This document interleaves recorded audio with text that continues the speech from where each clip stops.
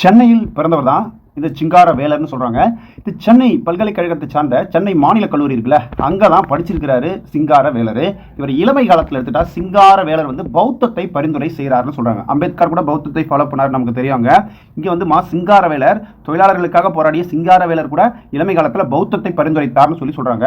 பாருங்களேன், இவருக்கு வந்து தமிழ் எப்பயும் போல தெரியும். ஆங்கிலம், உருது, இந்தி, ஜெர்மன், பிரெஞ்சு மற்றும் ரஷ்யன் பல மொழிகளை அறிந்திருந்த சிங்கம் தான் நம்ம சிங்கார வேலர்னு நம்ம சொல்கிறோம். அதே போல் தமிழில் சில அறிஞர்களுடைய கருத்துக்களை வந்து நமக்கு வடிவமைத்து கொடுத்துருக்கிறாரு. யாருன்னா Karl Marx, Charles Darwin, Herbert Spencer, Albert Einstein போன்றவருடைய கருத்துக்களை தமிழில் வடித்து நமக்கு கொடுத்தது யாருன்னா நம்ம சிங்கார வேலர் தான் சொல்லி நமக்கு நல்லா தெரியுது. இந்த மே தினம் கொண்டாடினாங்க இல்லையா, 1923 தான். இது வந்து 1, 2, 3 ஷார்ட்கட்டாக ஞாபகம் வச்சுக்கோங்க. 1923 தான் மே முதல் நாளை தொழிலாளர் தினமாக கொண்டாடினது யாரா சிங்கார வேலர் தான். இப்போ பொதுவுடைமை கட்சிலாம் பார்த்துருக்கீங்க நீங்கள், கம்யூனிஸ்ட் கட்சிலாம் எம்என் ராயி இதெல்லாம் பார்த்துருக்கீங்க, எம்பிடி ஆச்சாரியா இவங்கெல்லாம் பார்த்துருப்பீங்க. இந்த மாதிரி பொதுவுடைமை கம்யூனிஸ்ட் கட்சியினுடைய ஆரம்ப கால தலைவர்களில் ஒருவராக இருந்தவர் தான் சிங்கார வேலரும் கூட அப்படின்னு சொல்லி சொல்கிறாங்க.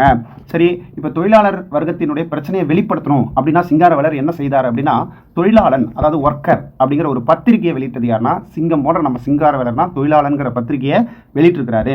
இப்போ பெரியார் படத்தில் படிச்சிங்கன்னா கூட அங்கே வந்து சிங்கார வேலர் கூட நெருக்கமானவர்னு பெரியார் சொல்லியிருப்பாங்க. இங்கே பெரியாரோடு சுயமரியாதை இயக்கத்தோடும் நெருக்கமானவர்னு சொல்லி சிங்கார வேலர் பாடத்தில் கொடுத்துருக்குறாங்க பாருங்கள்.